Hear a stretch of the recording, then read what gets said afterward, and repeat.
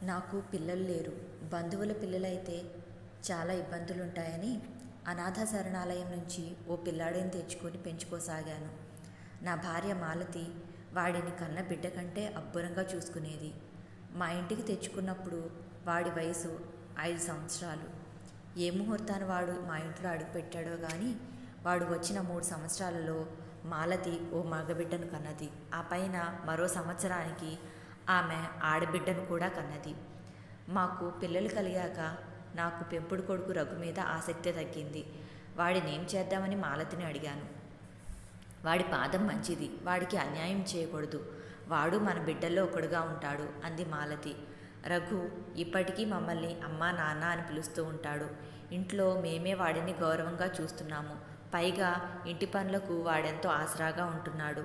పిల్లల సంరక్షణ చూడడానికి కూడా వేరే మనిషిని ఉంచుకోనవసరం లేకపోయింది. పిల్లలు పుట్టాక కూడా రఘు వంటి వాడిని ఆదరించగలుగుతున్న నా విశాల హృదయాన్ని ఎందరో అభినందించేవారు.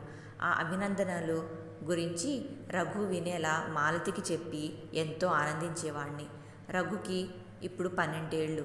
వాడంటే నాకు ద్వేషం లేదు, కానీ చాలా విషయాల్లో వాడి బుద్ధులు మంచివి కాదు. ఇది నాకు చాలా బాధగా ఉండేది. వాడికి మేము తప్ప ఎవ్వరూ లేరు. మేము పొమ్మంటే ఇల్లు వదిలిపెట్టి బయటికి పోవాలి, అడుక్కు తినాలి.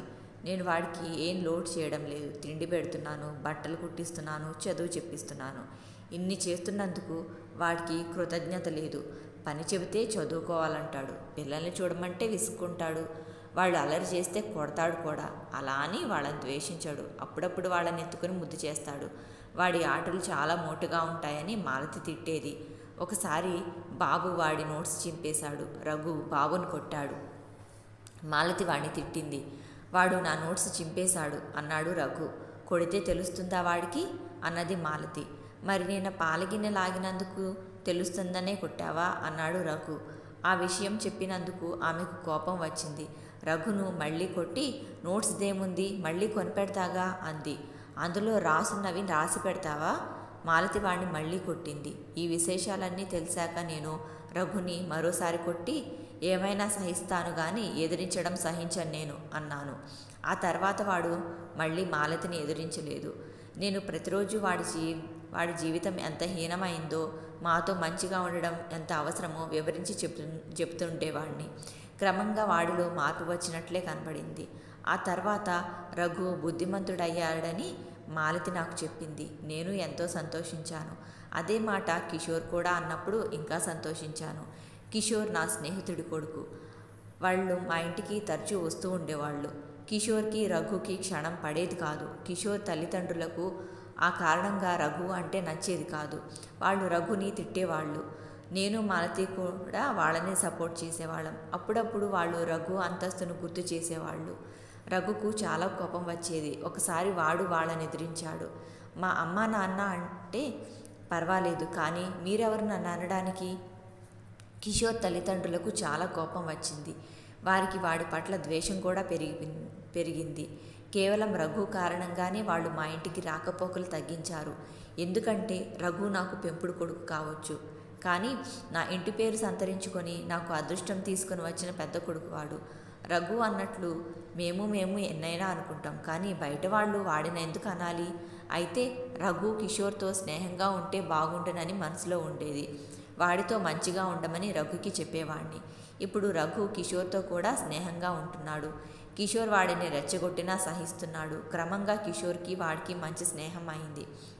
ఇప్పుడు రఘు అన్ని విధాలా మంచి బాలుడు. ఏ తల్లిదండ్రులైనా గర్వించదగ్గ విధంగా ఉన్నాడు. అందుకు నాకెంతో సంతోషంగా ఉంది. ఒకరోజు వాడు నేను కలిసి బజార్కి వెళ్ళాం. మర్నాడేదో పండుగ, చాలా కొనాల్సి ఉంది. ఇంకా కొనడం మొదలు పెట్టనే లేదు. ఎవరో యాక్సిడెంట్ అని అరిచారు. నేను కంగారు పడ్డాను.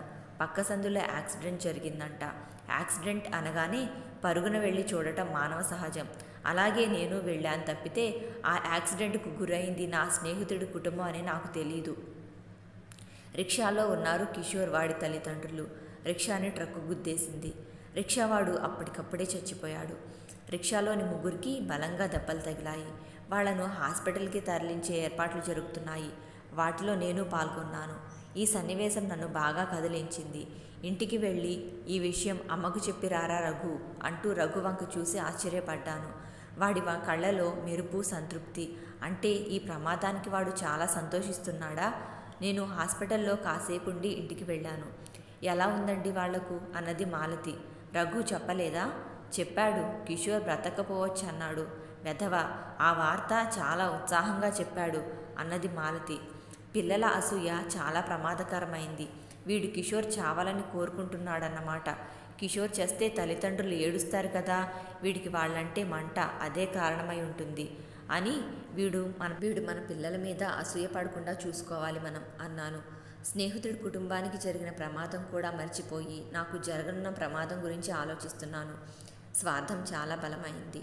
సాయంత్రం సకుటుంబంగా హాస్పిటల్కు వెళ్ళాము. అప్పటికే జరగవలసింది జరిగిపోయింది. కిషోర్ బ్రతికాడు, కానీ వాడి తల్లిదండ్రులిద్దరూ పోయారు. ఈ వార్త వింటూనే రఘు కెవ్వుమన్నాడు. వాడు బోరున ఏడుపు ప్రారంభించాడు. వాడిని ఆపడం చాలా కష్టమైంది. కిషోర్ చనిపోతాడని తెలిసి ఆనందించిన రఘు తనతో శత్రుత్వం నెరసిన కిషోర్ తల్లిదండ్రులు చనిపోయారని అదే పనిగా ఏడుస్తున్నాడు. అది మనసు చలించిపోగా, హృదయం కదిలిపోగా తట్టుకోలేక పసివాడు చేస్తున్న ఆక్రందన అది. అప్పుడు నాకు అనుమానం వచ్చింది. రఘు మనసులో వారి చావును చాలాసార్లు కోరుకొని ఉంటాడు. వారు నిజంగా చనిపోగానే తన మూలంగానే వాళ్ళు చనిపోయారా అన్న అనుమానం కలిగి పశ్చాత్తాపంతో బాధపడిపోతున్నాడా? కారణం ఏమై ఉంటుంది? అయితే వాడి మనసులో ఇంకా ఎవరి చావును కోరుకుంటున్నాడు? అప్రయత్నంగా నాలో భయం ప్రారంభమైంది. అప్పుడే అక్కడ చేరిన ఓ ముసలాయన రఘుని సముదాయించి, బ్రతకడానికి అదృష్టం ఉండాలి. కిషోర్ అదృష్టవంతుడు, బ్రతికాడు.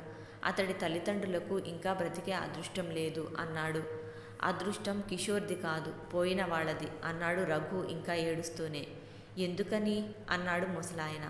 పిల్లలు లేకుండా పెద్దవాళ్ళు బ్రతకగలరు, కానీ అమ్మా నాన్న లేకుండా పిల్లలు బ్రతకలేరు. అమ్మా నాన్న లేని జీవితం పగవాడికి కూడా కోరుకోను నేను. పాపం కిషోర్కి ఇప్పుడు ఎలా? వాడెవరికొక్కి పెంపుడు కొడుకై జీవించాలి. ఇంతకాలం వాడెలా బ్రతికాడో నాకు తెలుసు, కానీ ఇప్పుడు వాడికి అలా సాగదు. అది నేను ఊహించుకోలేకపోతున్నాను అంటూ మళ్ళీ బోరమన్నాడు రఘు. నేను దెబ్బతిన్నాను. స్వార్థాన్ని, ద్వేషాన్ని, అసూయను అధిగమించి రఘు కిషోర్పై జాలిపడుతున్నాడు. ఈ మాటలు ఎక్కడ నేర్చుకున్నాడు? అవి వాడి అనుభవంలోకి వచ్చాయా? నేను నా ప్రవర్తనను గురించి ఆలోచించుకోసాగాను. అయితే ఆ క్షణంలో రఘు నా పెంపుడు కొడుకని ఆ ముసలాయనకు తెలియకపోతే బాగుండనని అనిపించింది.